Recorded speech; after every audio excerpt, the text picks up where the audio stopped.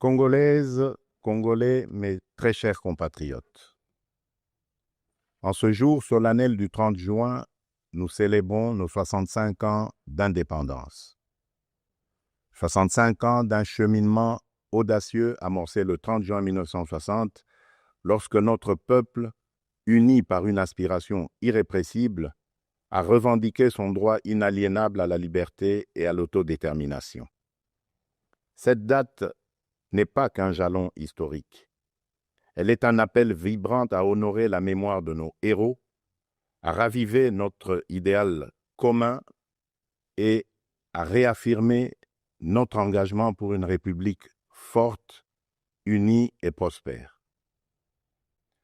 En ce jour de souvenir et d'espérance, j'honore la mémoire de nos pères fondateurs, Joseph Kasavubu, Patrice Emery Lumumba, et de tous ceux qui, souvent dans l'anonymat, ont offert leur vie en sacrifice pour rendre possible l'idéal d'un Congo libre et maître de son destin. Leur courage est le socle de notre souveraineté, leur vision, le flambeau de notre avenir. Mes très chers compatriotes, aujourd'hui, notre célébration revêt une portée exceptionnelle. Il y a quelques jours, à Washington, sous l'égide des États-Unis d'Amérique, la République démocratique du Congo et le Rwanda ont signé un accord de paix historique, un tournant décisif pour mettre fin à un conflit qui, depuis près de 3 décennies, a semé la désolation dans l'est de notre pays, causant des millions de morts et de déplacés, en particulier dans l'est de notre territoire.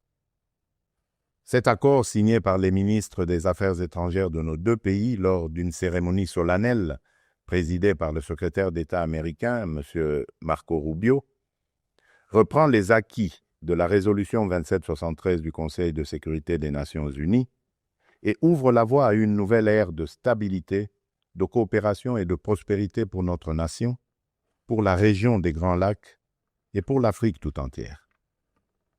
Je voudrais exprimer, au nom du peuple congolais, notre profonde gratitude aux États-Unis d'Amérique pour leur engagement déterminant en faveur de la paix.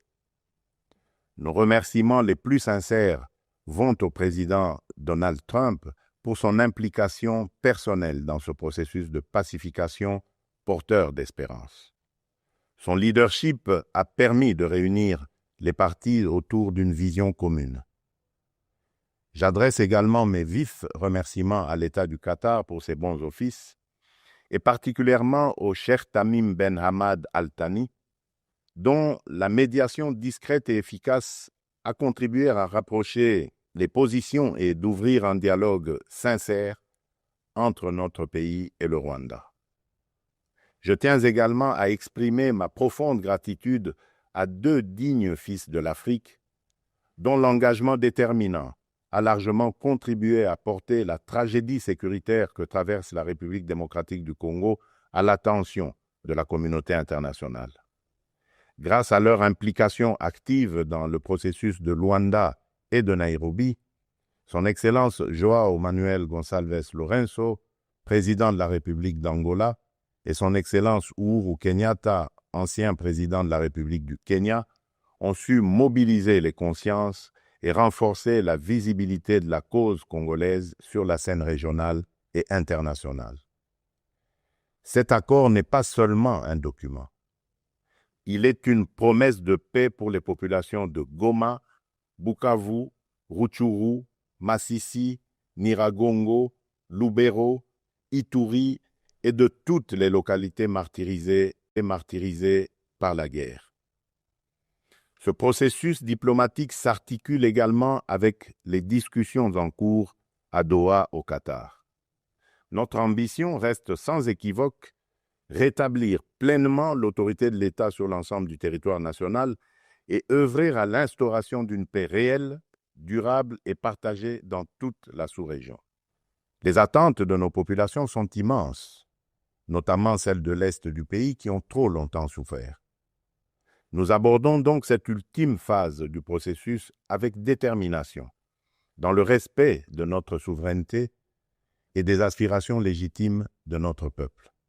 Les prochaines étapes devront aboutir à la démobilisation, la réinsertion conditionnelle, et au cas par cas des ex-combattants à travers le PDDRCS et enfin à la reconstruction des régions jadis affectées par les conflits armés. Ces avancées diplomatiques s'inscrivent dans une dynamique plus large de reconquête et de l'affirmation de notre souveraineté, de redéploiement de notre influence et de reconstruction de la confiance internationale envers la République démocratique du Congo. Elles font écho à notre récente élection comme membre non permanent du Conseil de sécurité des Nations Unies pour la période 2026-2027, une première depuis 34 ans. Ce mandat n'est pas un honneur protocolaire, c'est une responsabilité politique et morale que nous porterons avec dignité en faveur de la paix, du multilatéralisme et des intérêts du continent africain. Mes très chers compatriotes, l'accord signé à Washington ouvre des perspectives inédites. Il augure une ère de paix durable, de coopération régionale et de prospérité partagée. Il nous engage à reconstruire nos communautés, à revitaliser nos économies et à restaurer la dignité de chaque Congolais. Mais cette paix, aussi précieuse soit-elle, reste fragile. Elle exige de nous tous, gouvernements, citoyens, partenaires internationaux, un engagement indéfectible pour sa consolidation.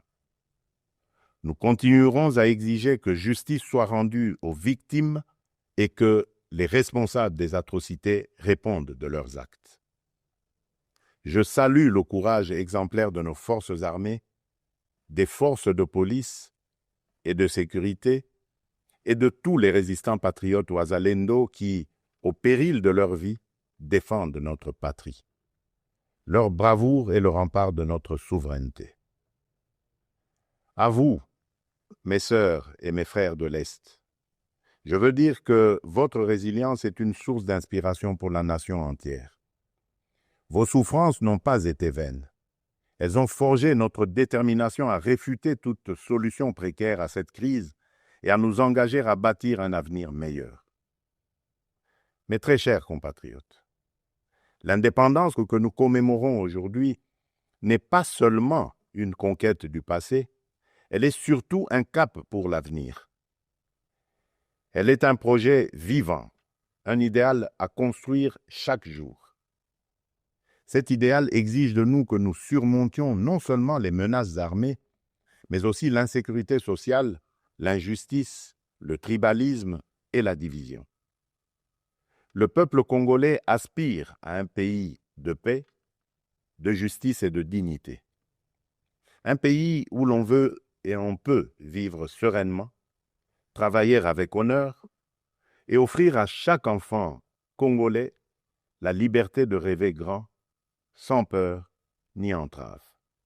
Réaliser ce rêve requiert la mobilisation de toutes nos forces vives, institutions, citoyens, diaspora, partenaires, autour d'un même idéal, bâtir un Congo moderne, sûr et respecté. Il est temps de transcender nos clivages, de rejeter les discours de haine et les manipulations, et de faire de notre diversité une force, non une fracture. Notre unité n'est pas une option, elle est une condition de survie. C'est dans cet esprit de responsabilité et de dépassement de soi que j'ai tenu, il y a quelques semaines, une rencontre franche et républicaine avec M. Martin Fayoulou, l'un des leaders de l'opposition. Ce geste, rencontre franche et républicaine avec M. Martin Fayoulou, l'un des leaders de l'opposition. Ce geste, que beaucoup n'auraient osé imaginer depuis les élections de 2018, témoigne d'une volonté partagée de placer l'intérêt supérieur de la nation au-dessus des querelles partisanes. Cette rencontre marque une étape importante vers une politique de réconciliation, d'écoute mutuelle et de respect réciproque. Elle donne surtout corps à l'exigence du peuple congolais, celle d'une classe dirigeante capable de s'unir aux moments les plus critiques, d'agir avec maturité et de servir ensemble la grandeur de la République. Mes très chers compatriotes, les défis qui se dressent devant nous ne se limitent pas à la sécurité. À Kinshasa, la congestion urbaine et les embouteillages affectent la qualité de vie. Le manque de discipline, l'urbanisation désordonnée et l'insuffisance des transports en commun rendent la vie difficile à des millions de nos compatriotes. À Kalemi, Kasangoulou et même ici, dans la capitale Kinshasa, les inondations récentes ont causé d'importantes pertes en vies humaines et dégâts matériels, détruisant des habitations, emportant des infrastructures routières et provoquant des déplacements massifs de population. Ces événements climatiques extrêmes nous rappellent l'urgence d'agir à la fois sur le front de l'aménagement du territoire et de la résilience environnementale. À Mbandaka, le naufrage d'une embarcation a coûté la vie à plusieurs dizaines de nos compatriotes, endeuillant la nation tout entière. À Tshikapa, Kolwezi, Likasi, Kananga ou Kikwit, l'accès à l'eau potable, à l'électricité, aux soins de santé et à l'éducation reste une priorité pressante. Face à ces défis, l'État n'est pas resté indifférent. Il agit. Des missions de secours ont été déployées, des fonds d'urgence mobilisés, des projets structurants lancés pour renforcer les infrastructures et améliorer les conditions de vie. Mais ces efforts, aussi importants soient-ils, ne suffiront pas sans un véritable sursaut de solidarité nationale. Ils doivent être soutenus par une administration plus efficace, une meilleure coordination institutionnelle et la responsabilisation de tous les niveaux de pouvoir. J'en appelle également à un changement profond de comportement. Nous devons adopter une discipline collective, un civisme exemplaire et un respect des règles de vie en communauté. Aussi, je vous appelle à un sursaut patriotique, à une responsabilité individuelle qui fera de notre pays un modèle de stabilité et de progrès. Mes très chers compatriotes, fidèles à l'élan de notre indépendance, j'ai pris devant vous, avec une détermination sans faille, le serment de bâtir un Congo à la hauteur de nos aspirations. Avec constance et détermination, j'ai placé la transformation de notre nation au cœur de mon mandat, mu par l'ambition profonde de faire de la République démocratique du Congo une terre de justice, de prospérité partagée et de dignité retrouvée. Cette vision que je porte avec vous et pour vous irrigue chacune de nos décisions et sous-tend les réformes audacieuses que nous menons dans un esprit de renouveau et de souveraineté assumée. Aux côtés du gouvernement, j'ai engagé une série de réformes économiques, judiciaires et institutionnelles visant à asseoir un véritable état de droit, à éradiquer la corruption et à créer un climat des affaires propice à l'investissement et à l'initiative. Les premiers résultats sont tangibles. La croissance économique connaît un rebond durable. L'image de notre pays s'améliore sur la scène internationale et la confiance des investisseurs renaît. Ce regain de confiance se traduira prochainement par la signature d'un accord stratégique inédit avec les États-Unis d'Amérique dans le secteur minier. Cet accord marquera une étape décisive dans le positionnement de la République démocratique du Congo comme un acteur central de la transition énergétique mondiale et de l'économie verte émergente. Il visera à valoriser de manière souveraine nos minerais stratégiques, en particulier le cuivre, le cobalt et le lithium, tout en assurant une répartition plus équitable des retombées économiques au bénéfice des populations congolaises. Il ouvre la voie à la transformation locale, à la création des milliers d'emplois et à un nouveau modèle économique fondé sur la souveraineté et la valeur ajoutée nationale. C'est là le fruit d'un travail collectif, déterminé, au service d'un seul idéal, offrir à chaque Congolaise et à chaque Congolais les perspectives réelles d'un avenir meilleur. Malgré l'adversité, notre peuple a toujours fait preuve d'une résilience extraordinaire. C'est ce et qui nous permettra de surmonter celle d'aujourd'hui. Le Congo d'aujourd'hui n'est plus celui du fatalisme et de l'impuissance. À l'aube du retour tant attendu de la paix sur l'ensemble de notre territoire, s'ouvre un nouveau chapitre de notre histoire, porté par le courage inébranlable, la résilience admirable et la solidarité agissante de toutes les filles et de tous les fils de la nation. À nos partenaires des États-Unis, de la Chine, de l'Europe, des pays du Golfe, du continent africain et du monde entier, je le dis solennellement, la République démocratique du Congo est de retour, prête à nouer des partenariats stratégiques, fiables, transparents et surtout gagnant-gagnant. Nous avons les moyens de notre ambition, des ressources exceptionnelles, une position géostratégique centrale, un peuple talentueux et surtout un leadership résolument tourné vers l'avenir. Nous sommes prêts à jouer notre rôle, notre partition face aux grands défis de notre temps. La paix, la transition énergétique, le développement durable et l'intégration africaine. Je tiens toutefois à réaffirmer avec clarté les lignes rouges de mon action. Les ressources de la République démocratique du Congo ne seront jamais bradées ni livrées à des intérêts obscurs. Elles bénéficieront avant tout au peuple congolais. Aucun compromis ne sera toléré en matière de souveraineté économique. La République démocratique du Congo ne vendra ni son avenir, ni sa dignité. Mes très chers compatriotes, le monde change et la République démocratique du Congo a son mot à dire. Notre jeunesse déborde de talent, notre sol regorge de richesses, notre peuple rayonne de dignité. Ensemble, poursuivons notre projet commun, celui de bâtir un État fort, une économie diversifiée, une société juste et équitable. Ce 30 juin, faisons de notre indépendance un idéal vivant, incarné dans chaque famille, chaque quartier, chaque ville, chaque province. Nous ne visons pas seulement la fin de la guerre, nous voulons une paix véritable, qui sera le socle d'un vaste chantier de reconstruction d'une société plus inclusive, plus solidaire et plus prospère. Le gouvernement s'y attellera avec rigueur et transparence.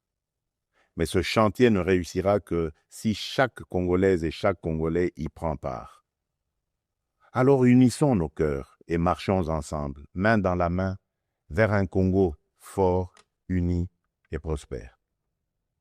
Bonne fête de l'indépendance à toutes et à tous. Que Dieu bénisse la République démocratique du Congo, son peuple et tous ceux qui l'ont choisi comme pays de résidence. Je vous remercie.